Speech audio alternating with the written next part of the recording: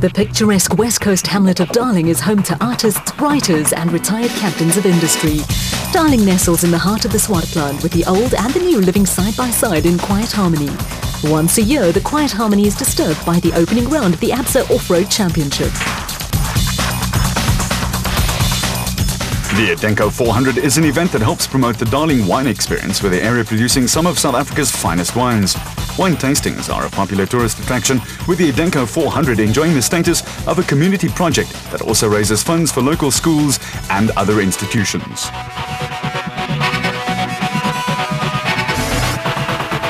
The family atmosphere that embraces off-road racing extends into the Adenco 400. The event is sponsored by Adenco, with company co-founder Bez Besadenhout, an ABSA Off-Road Championship stalwart. Besadenhout's three sons were also all taking part in the race. So Bez, you're looking forward to a good weekend and also checking up on the youngsters? Well, you know, they've been running the championship 2 years in a row, and yes, I'm checking them up, yeah. Your oldest son Dion is now in car with Johan. How did that all come about for this race? With the youngster going to the Bakkie, the hot seat became vacant with Johan, and elder brother decided to slot in. And what are your plans for 2010? I would say by about the third event in the year. The Adenco 400 is also a major event for school kids in the area, with teams hard-pressed to meet the demand for flags and caps. Yeah, it's a wonderful experience for us, and we're privileged to be part of this community. All the interest in Darling centered around the Castrol Toyota team under new team principal, Nissan's multiple championship winner, Glenn Hall. No, it's exciting for us. You know, I've got a new navigator, new team, new car. So I'm looking forward to it. We've done a bit of testing, we've done a lot of work on the car, and so far everything's looking good. Hopefully we can have a good year. South African champion Duncan Force is also teamed with a new co-driver in Rob Howie. If you haven't got a good co-driver, you're half a team. So you know, at this sort of level, when we expect it to do well for Toyota, you've got to have a good navigator that you can trust and who can solve problems when they do arise. So it's of the utmost importance. Toyota stalwarts Anthony Taylor and Robin Houghton stay with the Castrol Toyota team, with some fierce competition likely to develop within the squad. Yeah, look, I mean, that's always competition, you know, and it's good to have competition. I don't think we actually work quite well together, and I hope we can continue with this, and I'm sure we will. And I think it's going to be a great season for the Castrol Toyota team. With Ford Racing giving the first race a miss, Ford's challenge was in the hands of privateers like Harry Smith-based Quibus van Tonder in the Unifreight Ford Ranger. Yeah, no, we've made some changes from last year.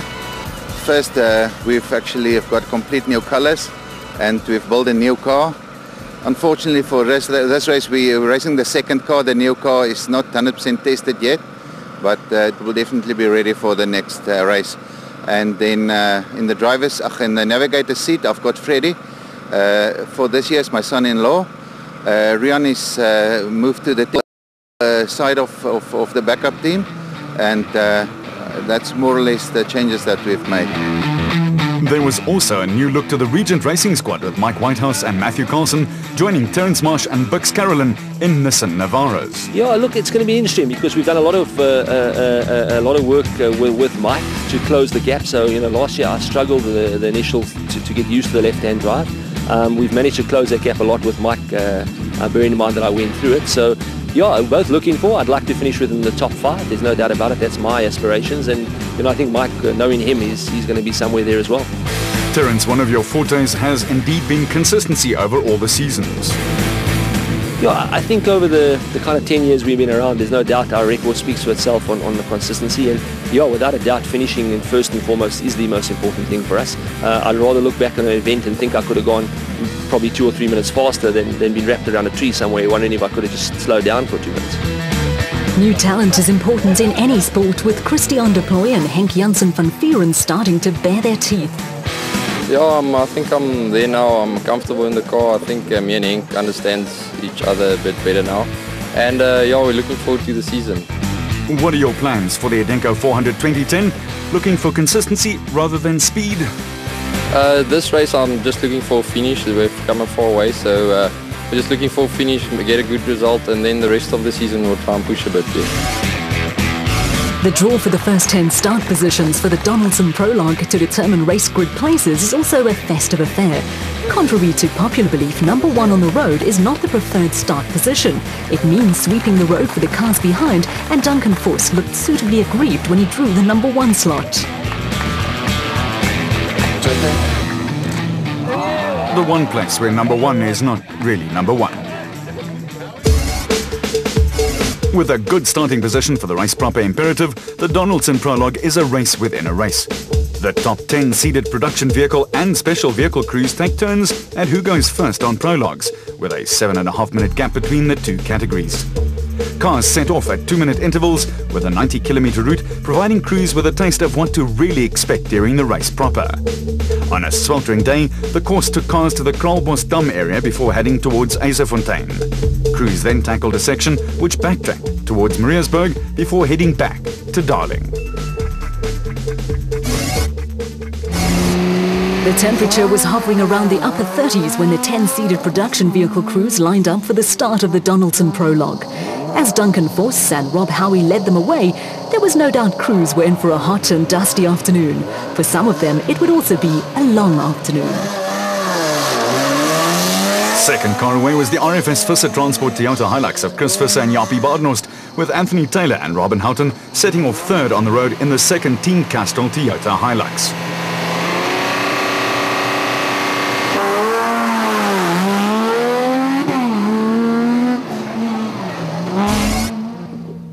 There was plenty of the anticipated dust, but early problems slowed the Force Howie Castrol Toyota Hilux, and it was Chris Visser and Jaapie Badenhorst who took up the running in the RFS Visser Transport Toyota Hilux.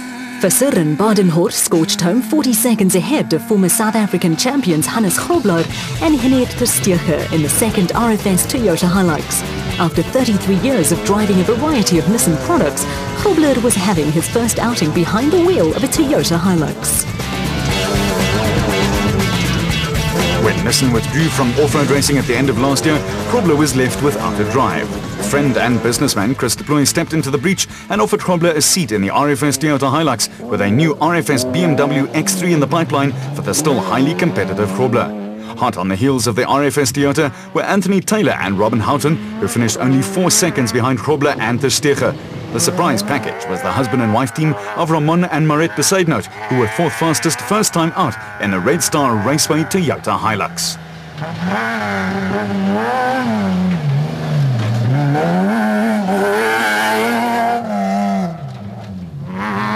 Just over a minute behind the Besaidnout was the Atlas Copco Toyota Hilux in the hands of Gary Bertholt and André Vermeerden. They were being chased by the Regent Racing Nissan Navara of Mike Whitehouse and Matthew Carlson, with the brothers-in-law only 15 seconds behind the Atlas Copco entry. After a stint as co-driver to brother-in-law Terence Marsh, the tall Whitehouse spent 2 seasons behind the wheel of a bat in the special vehicle category. It was decided he would this season join Marsh in an X-Works Nissan Navara, with Whitehouse and Carlson making an impressive debut.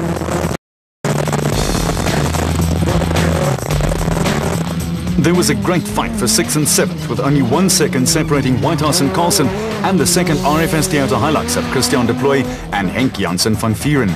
Nearly 3 minutes in arrears on the Ruricon Racing Ford Ranger were Lau de Bruin and Rian Grelen in their SP Class debut. It was an encouraging start for the Bloemfontein pair, who moved up from Class E.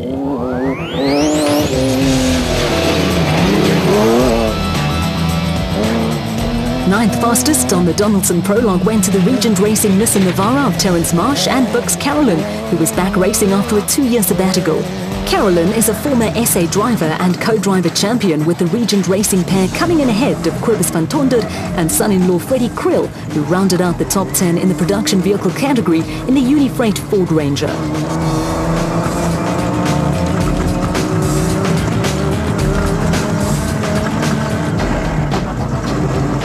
The fastest of the Class D cars was the Northam Toyota Hilux D4D of Dewald van Breda and Johan de Toy, with a damaged clutch forcing the pair into burning some midnight oil after the prologue. A loose steering wheel cost Pikkie Labuschagne and Rikus Erasmus a couple of minutes, with the 4x4 Mega World Toyota Hilux the quickest of the Class E cars.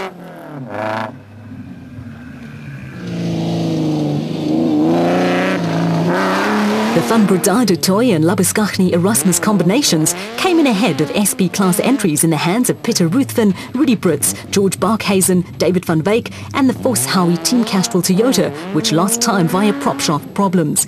A 15-minute penalty for a faulty rear warning light added to their woes, while a solid performance from newcomers Gerald Leroux and Willem Pretorius saw them finish second in Class C in the Rubicon Ford Ranger.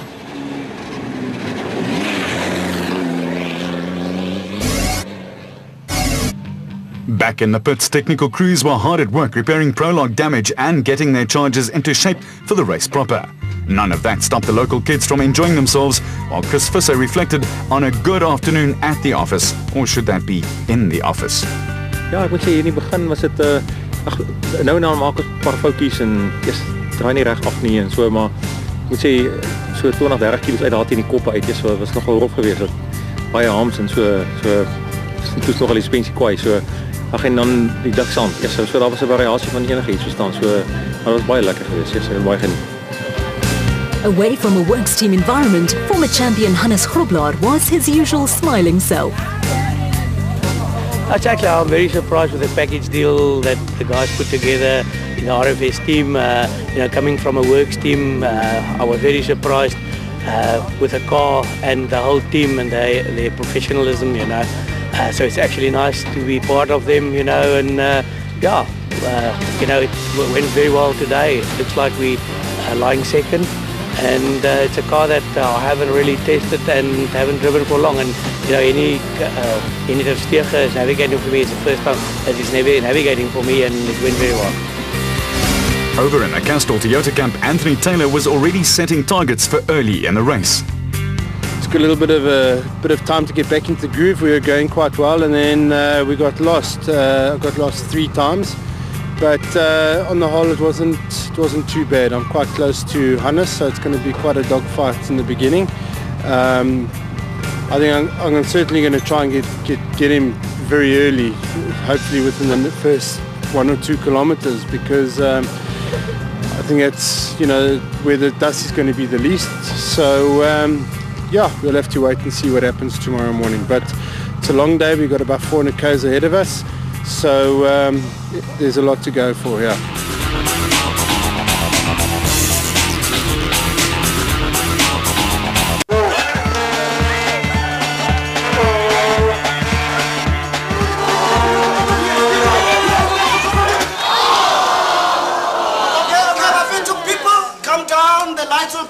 Hey, this cold one, let's go!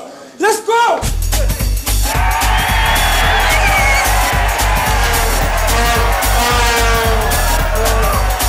Oh, Virgil, how come you've got power? I saw this coming, so I bought a Caterpillar generator from Barloworld Power.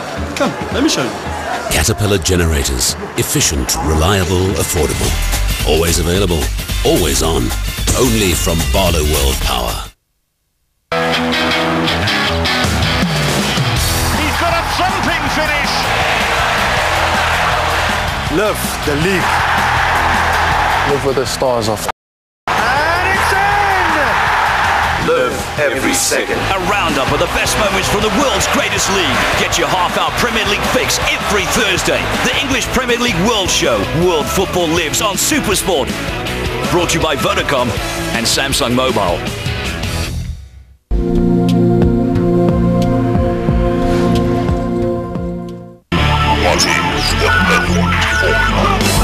Is it taking advantage of an early start? Or having the most fuel-efficient car on the grid? Is it keeping a cool mind when the heat rises? Or when the rain starts to fall? Is it getting the balance right for one of the most technical tracks of the year? Formula One. Who will win the race for perfection in Malaysia? Exclusively live on Supersport and proudly brought to you by Tiger Wheel and Tire. I'll get $5 grand. Go pick up my ex-wife, bring her to jail. You are a bounty hunter? Yep. Can you lift? I don't know how I'm going to pay you. Show me your boobs. Pull over. My boss, she's going to kill me. Show her your penis! Jennifer Aniston, Gerard Butler, the bounty hunter.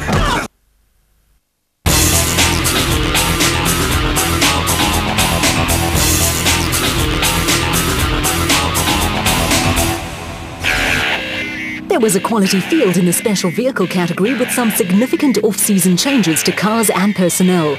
Reigning champions Evan Hutchison and Achim Bergman were back in a motor white bat, with Hutchison predicting a tough season with plenty of title challenges. I think the same again, it's difficult to know who, normally it's preparation that lets the guys down. Harper's been knocking on the door for the last 3 or 4 years with second, so, sooner or later he's going to win one, he's up there. Shamir, Colin Matthews is quick.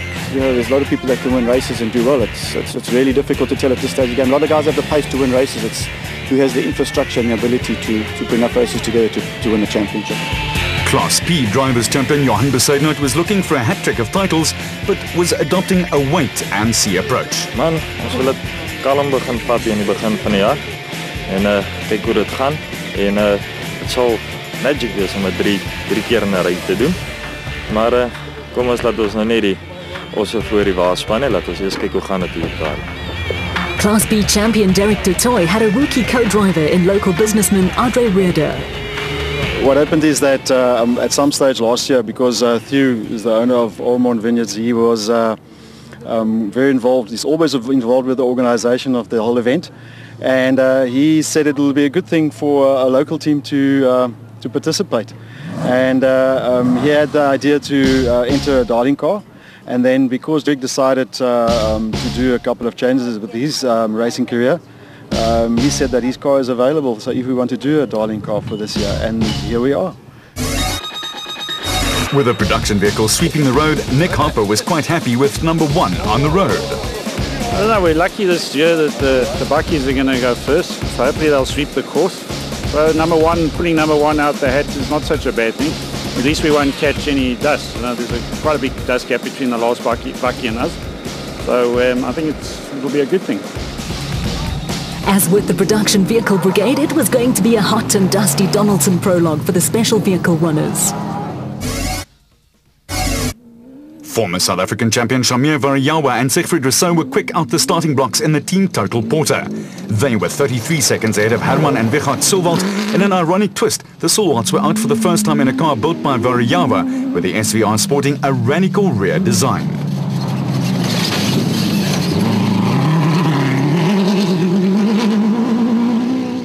A couple of wrong slots saw Nick and Ryan Harper drop to 3rd place in the Atlas Copco bat.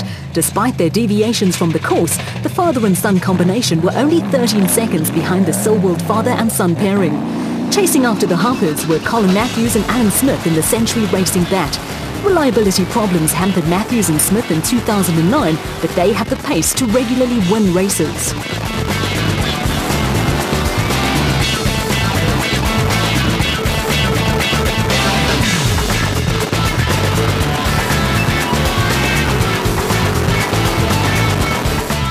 Fifth among the special went to reigning champions Evan Hutchison and Achim Bergman, who were back in the Motorrad Bat Spec 3, in which they won the 2007 ABSA Off-Road Championship.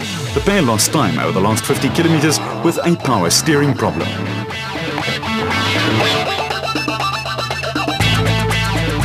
Hutchison and Bergman won the 2009 title in a 4x4 Motor White Revo 1, but new FIA rules dictate that 4x4 special vehicles now have the engine in the front. That has seen the Revo 1 mothballed with a new 4x4 in the pipeline. Former Northern Regions champions Johan van Staden and James Rousseau won last year's Rookies of the Year award. The KEC Bat Pair got their season off to a good start by mixing it with the Class A cars. Their reward was the 6th fastest time overall and the fastest time amongst the Class P runners. Brothers Johan and Dion Besaidnout were happy with the steady run that took the Adenco bat into 2nd place in Class P. The Besaidnouts were a minute behind Van Staden and Rousseau and were just over half a minute ahead of Archie Rutherford and Craig Doubtfire, who were pushing hard in the Regent Racing Jimco.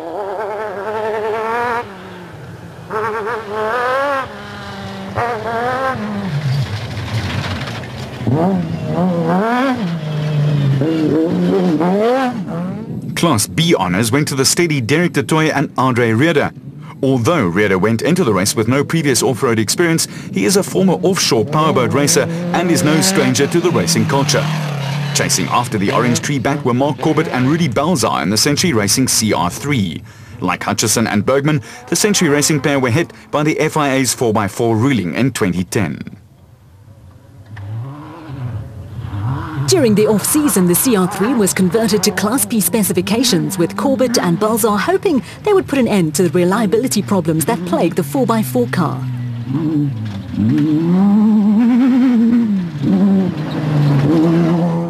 Around 20 seconds behind Corbett and Balzar, former champions Richard Schilling and Chris Davies were having a good run in the Adenco. A few little side bets between Schilling and other veteran Class P drivers adds a little interest to proceedings. Further back, brothers Keith and Andrew Machanete were showing the sort of steady progress that took them to second place in last year's Class B championship. What they lack in outright pace, they make up for with consistency, and they are tough competitors who have their sights set on winning this year's championship.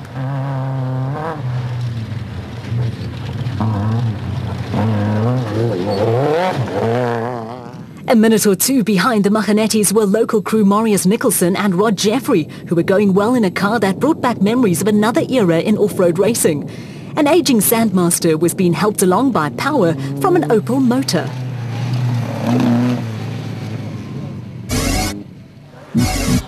With cars arriving back in the pits showing various signs of wear and tear, it was again time for the technical crews to swing into action. There's also always some public relations work to be done, with team flags in demand amongst the youngsters. Photographers also get in on the act, and as usual, Shamir Variawa was in a jovial mood. Today we had a good run. We went out there, we said we were going to drive it hard. This morning we decided to drive it hard, and we did that. Some places we felt we could go faster, but we didn't have, restrictors just limiting us down, and we got entangled with two SP buckies, and we knew we had to get past them as quick as possible and to make up time, and that's what we did. And quite happy with the time. No problems with the car, the car's 100%. So. Over in the Silwalt camp, there were a few problems that would be of concern during the race. Our gearbox pump actually didn't come on automatically as it should have, and our gearbox temperatures went up sky high, which we only realized a bit later on. So tomorrow we're starting with a suspect gearbox, and since this is a gearbox breaking race, I'd say, that's not ideal. Combined prologue results saw only 4 production vehicles in the top 10, but some close times suggested some hectic early race battles.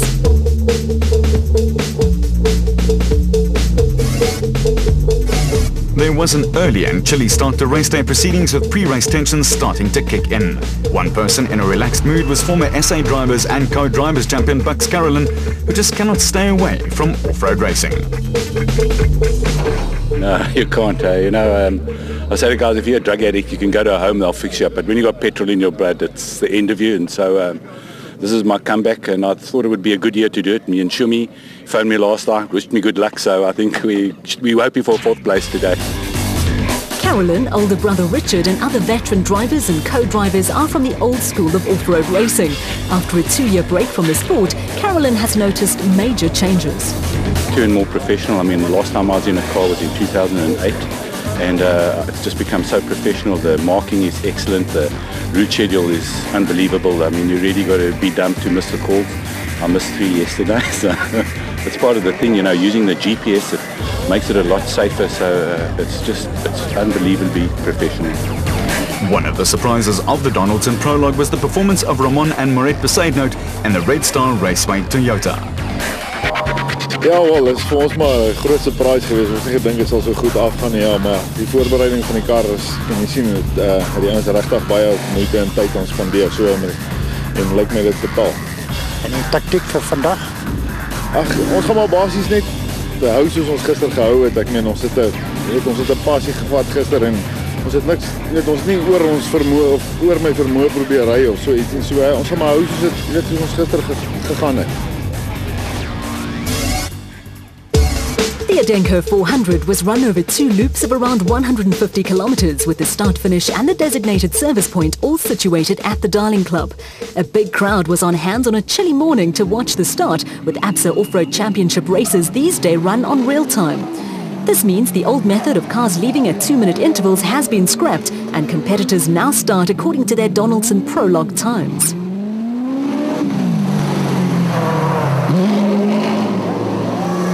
some cases, only seconds separate cars after the Donaldson prologue, and this sets the scene for some early race action. There was only 10 seconds between the Atlas Copco bat of Nick and Ryan Harper and the Century Racing bat in the hands of Colin Matthews and Alan Smith. That was one early battle to keep an eye on, with Matthews one of the quickest drivers in the ABSA series.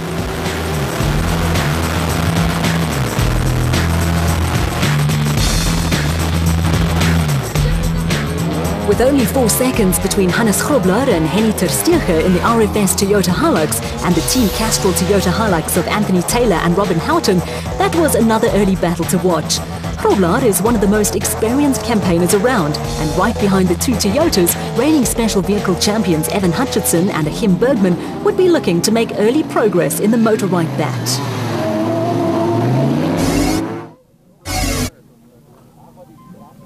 Out on the route, Shamir Variawa and Siegfried Rousseau were making the most of being first on the road. Not having to contend with early morning dust was a major advantage, and the team total pair were intent on making the most of it.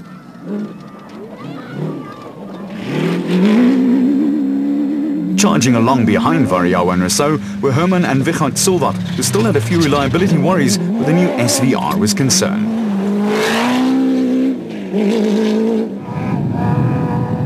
The dust was starting to build up in pockets along the route, but was not having too much of an effect on Chris Visser and Jaapie Badenhorst, who were running strongly. They were third on the road and leading the production vehicle category, with Nick and Ryan Harper in the Atlas Copco bat chasing after them, along with Colin Matthews and Alan Smith in the Century Racing bat. The Century Racing car is an aging Spec Zero model. As such, it is one of the first bats to be built, but is still going strong and has an indecent turn of speed. Of much more recent vintage is the Team Castrol Toyota Hilux of Anthony Taylor and Robin Houghton. Their immediate target was the RFS Hilux of Hannes Grobler and Henny ter Steege, but in the dusty conditions, overtaking was not going to be easy and would need a measure of cooperation from the car ahead.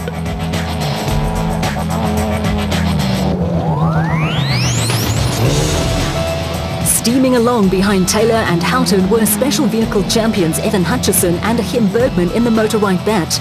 The dust was making for awkward conditions, with the experienced Hutchinson and Bergman prepared to play a waiting game and not take any early risks.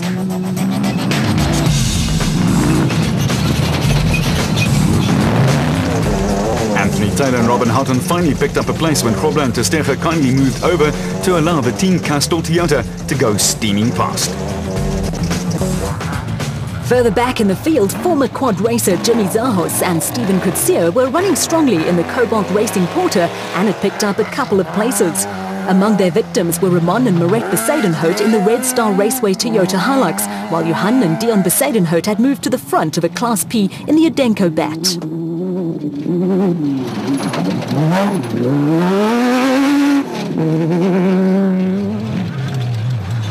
Veteran Nardus Alberts and son Louis were looking strong in the Rapsa bat and were being chased by a trio of SP class cars. At the front of that queue was Gary Berthold and Andre Vermeulen in the Atlas Copco Toyota Hilux. Right behind them were Mike Whitehouse and Matthew Carlson in the Regent Racing Nissan Navara and Christian de Plooy and Henk Janse van Vieren in the RFS Toyota Hilux. The Racing and RFS crews had moved ahead of Archie Rutherford and Craig Dartfire, who were running second in Class P in the Regent Racing Jimco.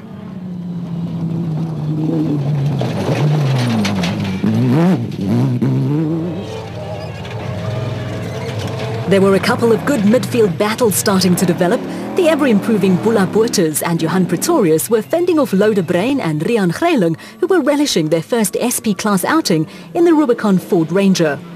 The Bloemfontein-based pair spent last year in Class C and were holding off the vastly more experienced Terence Marsh and Bux Carolyn in the second Regent Racing Nissan Navara.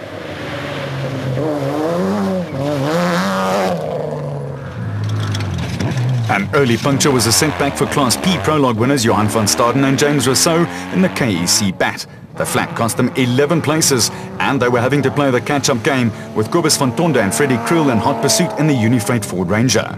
Behind the Harry Smith team newcomers, Neil and Cornay Meyer were running strongly in a Zarco Magnum. Behind the Mayors, veterans Richard Schilling and Chris Davies had taken the Aceco ahead of Class B leaders Derek de Toy and Audrey Reeder in the Orange Tree bat. Rearder, a Darling businessman, was having his first taste of off-road racing in an effort to promote the Darling wine experience. There wasn't much to choose between the two cars, with the pair being chased by Class D leaders Dewald van Breda and Johan de Toy in the Northern Toyota Hilux D4D. After an overnight clutch repair job, the Potchefstroom pair were looking comfortable.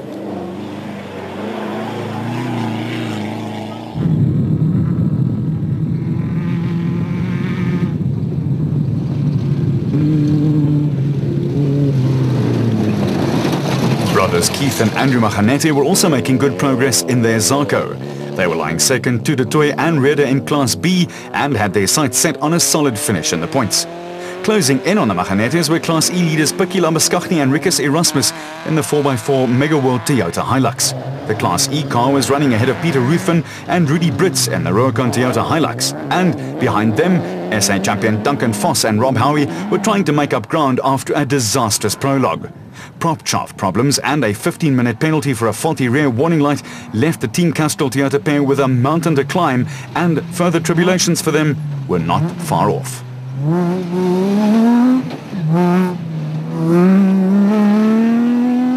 Running at the back of the field were a string of teams who also had a tough time of it on the Donaldson prologues. A burst radiator pipe cost Willem and Dana Force plenty of time in the Fossies Toyota Hilux running in the SP class.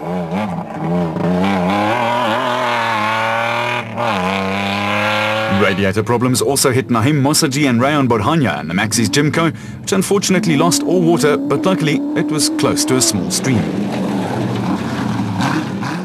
Big crowds lined the route, and behind the Mosaji car, Brandon Harkis, a previous winner of the race, and Scott Watson were giving the new JMR Fleet Management that Spec 4 maiden outing, with Marius Nicholson and Rod Jeffrey soldiering along in the aging Orange Tree Sandmaster.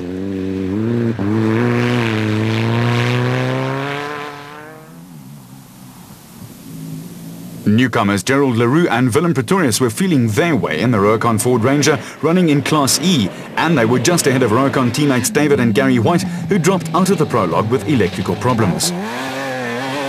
Also victims of a dodgy prologue were Nick Gosler and Richard Carolyn in the Men's Health International Zarko, with Gosler making a welcome return to racing after a year's absence. Some intrepid men in their magnificent flying machines were following the action, with Harry Steffen and Dwayne Voigt bringing up the rear of the field in the tiny Nunny powered by a Kawasaki motorcycle engine.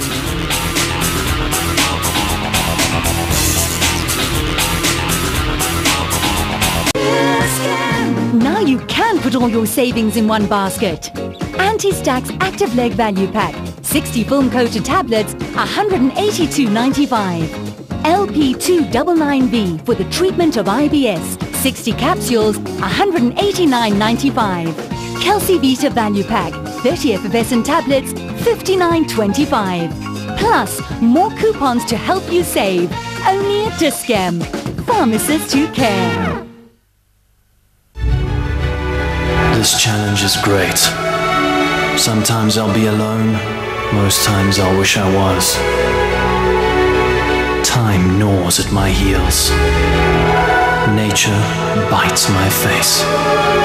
But I will conquer this challenge.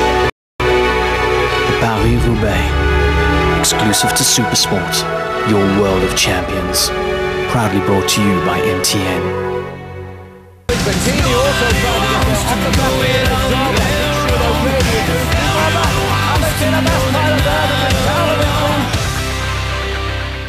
This Friday on Supersport. The vigorous force are desperate for a win, but this world-class Stormers outfit doesn't want to leave any stones unturned. Can the mercurial Jacques Hannes blast the tenacious Kings 11 Punjab into obscurity in this crucial encounter? And we go to court as the world's best tennis players battle it out in the semi-final of the Sony Ericsson Open. When it comes to cycling, are you feeling left behind? Why not bridge the gap with a Super Cycling Club, South Africa's biggest and best cycling club by far. No matter where you are in SA, why not join the club that is setting the pace in local cycling, offering you great benefits and rewards like free beginners clinics and training programs. And to get your wheels rolling, if you join the club before the 31st of March, you could win one of 2 KTM bikes, each valued at over 30,000 Rand. Get a new spin on life with a Super Cycling Club, powered by Toyota.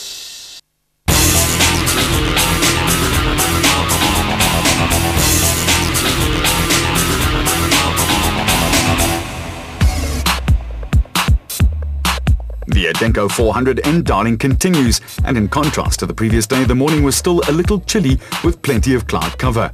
A little local knowledge was a great help in finding good vantage points along the route, with a course back to the designated service point at Darling, winding its way between the R307 and the R315 national roads to the Kloof wine cellar. From there, cars headed for the fringes of Mamre before following the R307 back to Darling.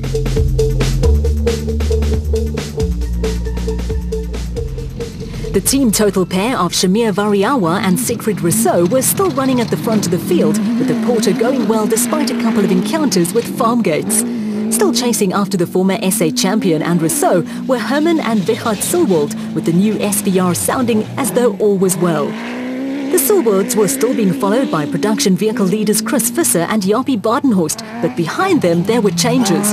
Nick and Ryan Harper rolled the Atlas Copco bat early in the race, and the hard-charging Colin Matthews and Alan Smith were now third among the special vehicle entries.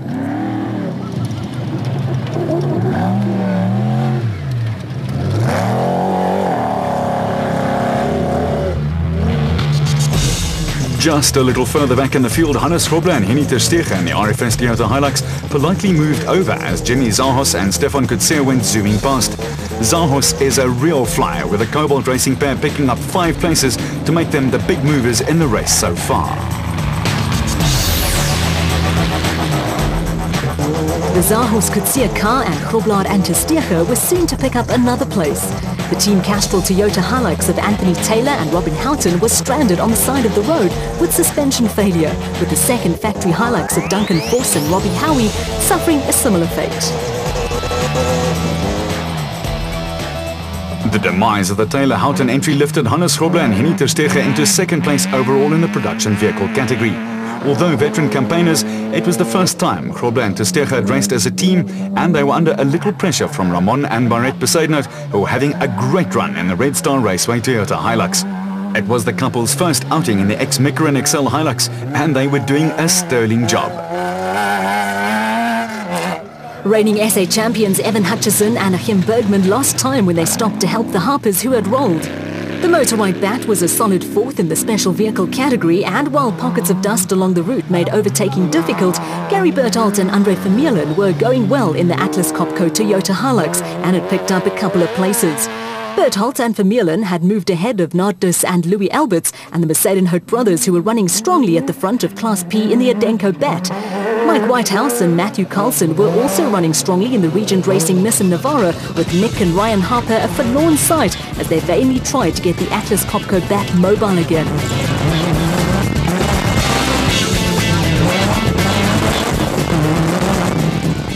The ever-improving Christian de Plooy and Henk Janssen van Vuren were having another steady run in the second RFS Toyota Hilux, with a feature of the race the number of school kids along the route.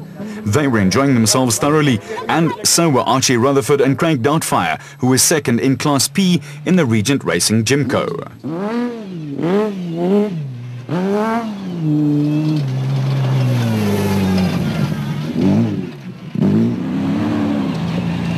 Steaming along behind Rutherford and Doubtfire were another ever-improving crew in Bula Boertes and in the Boertes Transport bat. They had moved ahead of last year's Toyota Dealer 400 winner Nardus Alberts and son Louis in the Rapsa bat. The Rapsa pair were now coming under attack from Lo de Brain and Rion Greyling, who were enjoying themselves hugely in a maiden outing in the Rubicon Racing Ford Ranger running in the Premier SP class.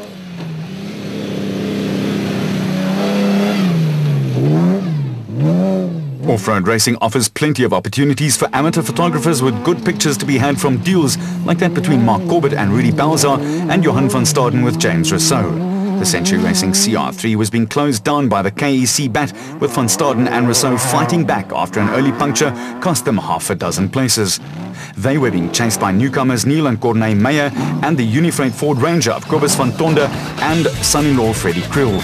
Off-road cars are fitted with a device called a screamer that warns cars ahead that someone wants to overtake. In Van Tonde's case, it was Class B leaders Derek de Tooy and Andre Rieder in the Orange Tree bat.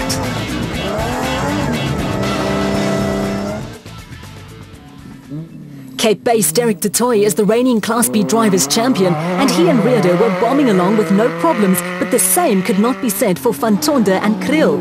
The Unifreight team is busy building a later spec Ford Ranger and were out in the car race by Louis Weichelt and Maret Besadenhout last season. After a promising start, a gearbox problem cropped up and finally forced Van Tonder and Kriel out of the race. An off-road racer's worst nightmare is to break down in what always appears to be the middle of absolutely nowhere.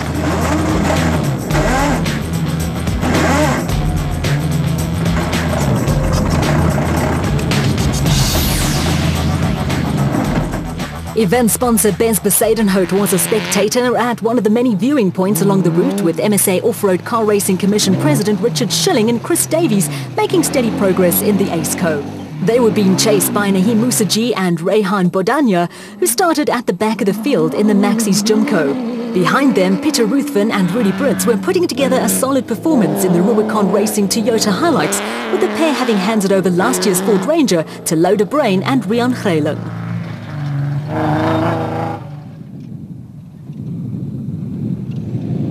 Reigning champions Dewald van Breda and Johan de Toy were also running consistently, with the pair leading Class D in the Northam Toyota D4D. A new car could not be completed in time for the Adenco 400, and the pair were out in the car that took them to last year's Class D championship win. Behind the Potchefstroom pair, there was to be more disappointment for Willem and Dana Vos in the Vossies Toyota Hilux.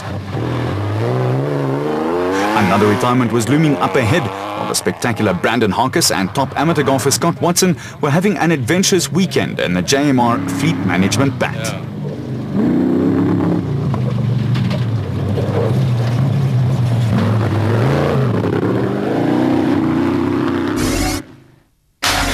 The first car into the designated service point for a compulsory 20-minute decontrol was the team total porter of Shamir Variawa and Siegfried Rousseau. There's been lovely, no problems with the car. But I don't know if it's negligence or spiteful. We hit about 9 gates to close for us. The first gate was about 300 meters from the start, 400 meters from the start, it's closed. What do we do? So we had to crash through all the gates. Eventually we got barbed wire wrapped around all the wheels. I don't know. You have the Silverts right on your tail in a vehicle built by you. That's quite strange. Yeah, they're there. We make a slip up, they're there. We built up a bit of a buffer on them on the first section. I think we had about a minute and a half on them. And eventually when we came into the new section, which is 60 kilometers, it's all virgin territory. So we had to find our way, overshot here and there, and hopefully we'll be all right. There were no major problems for production vehicle category leaders Chris Visser and Jaapie Badenhorst. For Visser, it was a case of sand and more sand. Yeah, very well, thanks. Yeah, the route is very, I must say, the sand is so thick here. Actually, the buckets are battling out. I can't believe we actually just found just behind the frame. So, but the sand is just very, very thick. Alan, how's your morning been? It's been fantastic. It's getting nice and warm now. We stopped to help Harper. Unfortunately, he rolled over, but we stopped, pulled them out. They're all good. But it's bumpy and getting nice and warm out there. And what about all the dust? The dust, obviously, in the morning plays a huge factor. But now the gap seems to be spreaded. We stopped for Harper. One of the buckies passed us, but we'll catch him. It's just nice to finish a loop of a race finally. We'll see you guys at the end. A cheerful Alan Smith, and over in the RFS Toyota camp, Hannes Groblaar was satisfied with his morning's work. No, very well. We went very well, and there's a lot of dust. Dust was hanging a lot, but the route was quite rough, especially at the end now. So there's another 160 kilos to go, and we'll see. The Red Star Raceway Toyota Hilux of Ramon and Maret Besadenhout was showing the scars of battle, but the driver was happy enough with their first outing in the SP class. Ja, lekker. It's rof, baie rof. Baie sound, mooi gemerk. Nog verder baie lekker, ja, gaan goed aan. Julle motor het so 'n bietjie skade aan die bakwerk. Wat het gebeur? Ja, ek weet nie wat daar gebeur het nie. Ek kan nie 'n stamp of 'n hou onthou nie, maar ja, ek is net nie meer daar nie. Wat is julle planne vir die res wat nog voor lê? Dis nog 'n entjie. Sover lyk dit baie goed, ja. Dit's baie rof. Ja, ons moet maar aangaan soos ons aangaan. Class P leaders Johan and Dion Besadenhout were also enjoying themselves, and the Cape Town-based crew had a trouble-free morning at the office. Dis lekker. Dis rof, dis vinnig, dis baie tegnies. Sou nie oop en ek maklik afval van die pad af. So ons geniet dit baie. Die merke is uit die boeke uitgemerk die roete. So ja, ons net deurdruk na vanmiddag toe. Bloemfontein-based Loader Brain started his career in the special vehicle category before moving to production vehicles. This was his first outing in the Premier SP class. Vir my is rof, dis lekker, baie goed gemerk, maar dis rof. En as jy eers agter iemand gekom het, is dit stof, weet is gevaarlik om verby te steek. Ek hoop die wind steek nou 'n bietjie op. As almal is nou so, jy weet, is in 'n trein, almal ry en almal so stof. Jy moet maar kanse vat om verby te steek. There was not much to cheer about in the Team Castrol Toyota camp, with both cars failing to make it to the end of the first loop. Yeah, unfortunately we've broken a wishbone, which I think has led to a shock failure as well, just outside spectator point 7. So unfortunately that puts us out. You picked up a lot of time early on. Yeah, obviously from starting where we were catching nicely and had a nice rhythm going, and sorted some of those little issues from yesterday, but unfortunately not to be. In the production vehicle category, the Visser Badenhorst car held a comfortable lead of nearly 8 minutes over Groblaar and Testeger at the end of the first of 2 loops making up the race.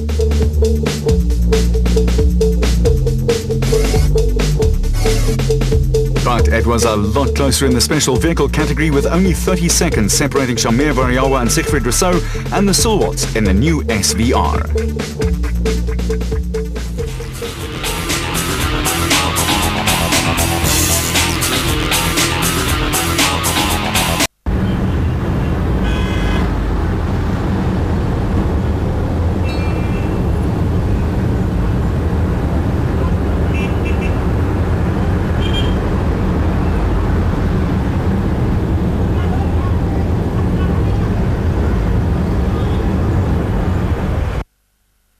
This Monday. Oh, what a magnificent finish! City must fire on all cylinders if they want to see off Wigan and challenge for a top 4 finish. Manchester City versus Wigan, available in HD. Live the league this Monday, where world football lives, only on Supersport. Proudly brought to you by Vodacom and Samsung Mobile.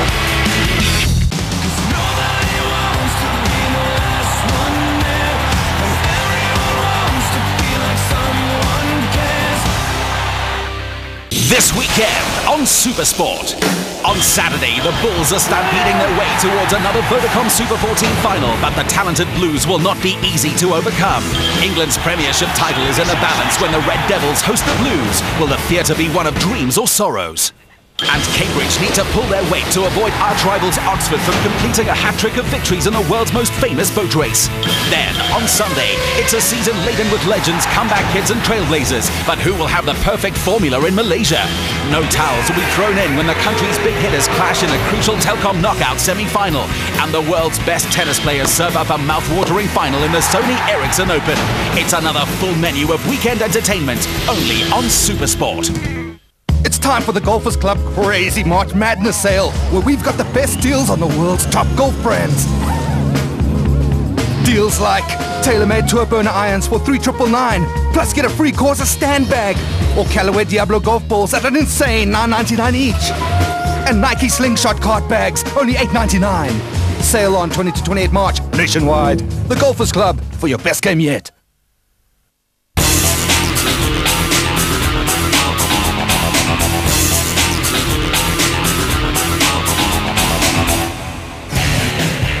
Ernest Corbett from the Century Racing team was an interested spectator while a young fan rearranged a small part of the route. The sheep couldn't have cared less, but out on the route there was some serious racing, with race leader Shamir Variawa and Siegfried Rousseau under pressure from Herman and Wichard Silwald in the SVR.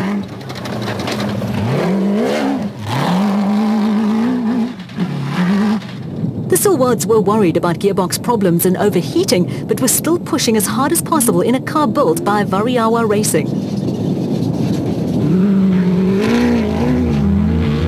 Also in the mix were Colin Matthews and Alan Smith in the Century Racing Bat.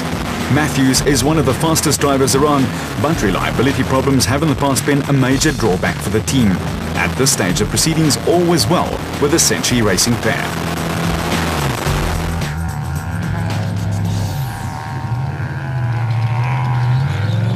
Matthews and Smith trailed production vehicle leaders Chris Visser and Jaapie Badenhorst by 20 seconds at the designated service park. It did not take them long to catch and pass Visser and Badenhorst, who were protecting a big lead over Hannes Grobler and Henny Testege.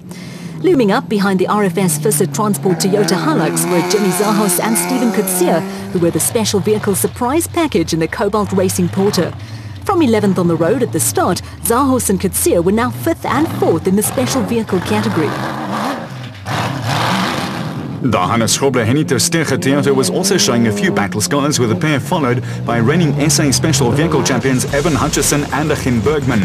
In the dust, Grobler and Testege and the motorized bat came upon Jimmy Zaas and Stefan Kutsia, who joined the Harpers as members of the Roly-Poly Club.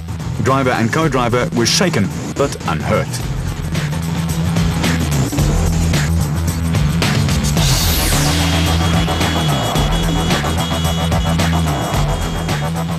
At the front of the field and not hampered by a dust problem, Shamia Variawa and Siegfried Rousseau were going their merry way in the team total porter.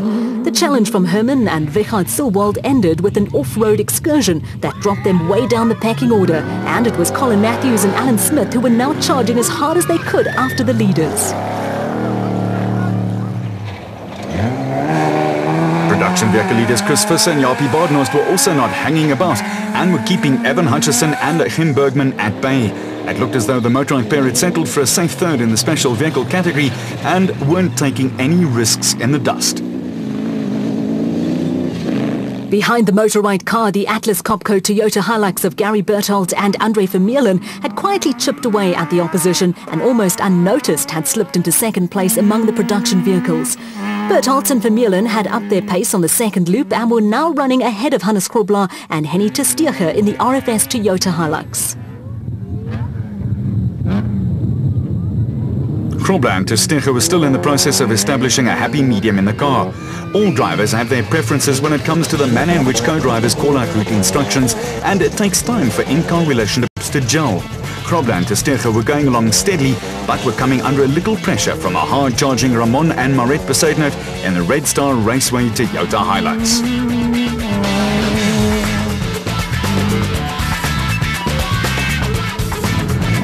Veteran Nardus Alberts and son Louis had driven a steady race to run a strong fourth in the special vehicle category, and Mike Whitehouse and Matthew Carlson had done a sterling job first time out in the Regent Racing Nissan Navara. The brothers-in-law had their hands full in keeping Christian de Ploy and Henk Janse van Vieren at bay, and in so doing were depriving Toyota of a clean sweep of the top 5 places in the production vehicle category and in the SP class. Down in Class B, there had been a change, with Johan van Staden and James Rousseau now in the lead in the KEC Bat. They were aided and abetted by a blown motor which put the Besaidnout brothers out of action, but had fought back superbly to be 5th overall in the special vehicle category. Behind the KEC Bat, there was plenty of support for the steady Bula Boetus and Willem Pretorius in the Boetus Transport Bat, who had also produced a workmanlike performance that took them into 6th overall and 5th in Class A.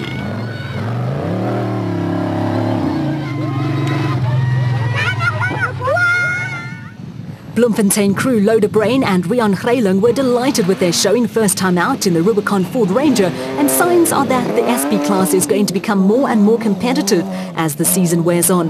A little further back, it was plain sailing for Derek de Toy and Andre Reeder, who had it all their own way in Class B in the Orange Tree Bat.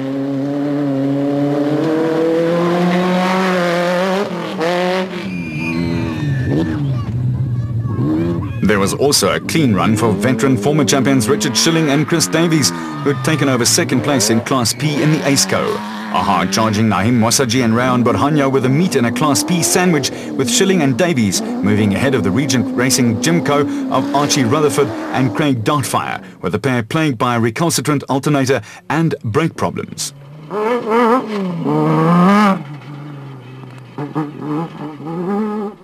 The Rubicon Racing pair of Peter Ruthven and Rudy Brits were minus a windscreen, but could also feel satisfied with their first outing in the Toyota Hilux in the SP class. A slight overheating problem was their only worry, while behind them a hard-charging Herman and Wichard Silwald were pushing as hard as they could to make up places after their off-road excursion midway through the second loop. The mistake that cost them a hatful of places was a major disappointment for the Stalwarts and spoiled what was an otherwise promising outing in a new car.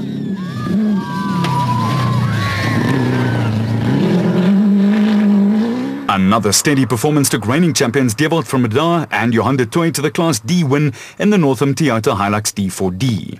The pair came under periodic pressure from Brandon Harkis and Scott Watson, who had an up and down time of it in the new JMR Fleet Management Bat.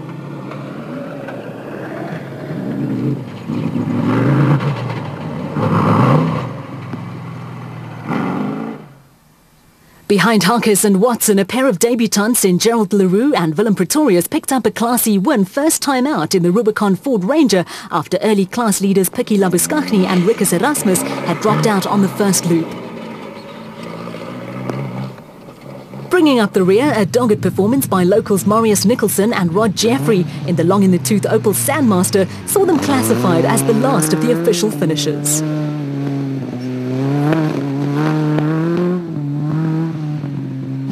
Back at the Darling Club, Shamir Variawa and Siegfried Rousseau put the finishing touches to a convincing victory. No problems with the car. Navigator did excellent. Never got lost, never wrong slotted. Yeah, mechanics done an excellent job on the car, so we're fine. While Variawa and Rousseau prepared to celebrate, Chris Visser and Jaapie Badenhorst made a sedate appearance at the finish with the last overall win by a member of the Visser family in 1975 when Visser's late father won the Roof of Africa. Yeah, yes, it was great. Yes, it was awesome. Yeah, I must say we had a wonderful day and we had problems. And, yeah, yes, we left from the start this morning and yeah, I must say the second lap was very, very rough. Yeah, it was. And the sand was killing us and yeah, but the bakkie was good. Yeah, the bakkie was very good. Your first overall win, you must be over the moon. Yeah, yes, it was excellent. Yes, it's excellent. Yeah, I must say it's hasn't come through yet, but yeah, we nearly were there the previous time and this time we done it. There was also a great result for Ramon and Marek Besadenhout. Ja, ons is baie gelukkig. Ons het eerlikwaar te sê ons het dit nie verwag nie. Want met John hulle ook wat ons team geondersteun het, hulle was verantwoordelik vir alles. Dis like ons is baie gelukkig. After a dodgy start to the day, it was all's well that ends well for delighted Class P winners Johan van Staden and James Rousseau. We worked so hard to get finished. The dust, as we said, half time, that played a massive role. Some cars got caught up, and we took those chances to creep up to them. And the moment there was a gap, overtook. We used that and worked.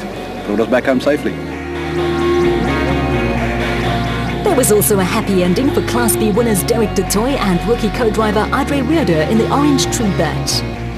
Yeah, it was very nice. I mean, we had a very good race. We had a couple of wrong slots, but Adre was very good with the book. He knows the area quite well, and yeah, we had nice speed. We were a little bit worried. We were catching Loader Brain just at the end with the SP bakkie, but then I heard something funny at the back, so I stopped and just checked. I didn't want to break it before the end.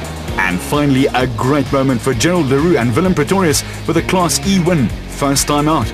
Brilliant racing. Nee, eerste keer. Ons het nou geleentheid met die Rubicon span, lekker klomp mense. Ja, ons het gedink as ons die geleentheid het, gaan ons dit aangryp en ja, dit was baie lekker geweest. A competition for the school with the most families at the race was won by Voorretzig Primary, who took the first prize of R5,000. Darling College was second and won R3,000, with third place Darling Laerskool R2,000. A comfortable and popular maiden production vehicle win for Chris Visser and Jaapie Badenhorst, with Mike Whitehouse and Matthew Carlson preventing a Toyota clean sweep of the top 5 places. On the special vehicle front, a flag-to-flag win for Shamir Variawa and Siegfried Rousseau, with 3 Class B cars making it into the top 10.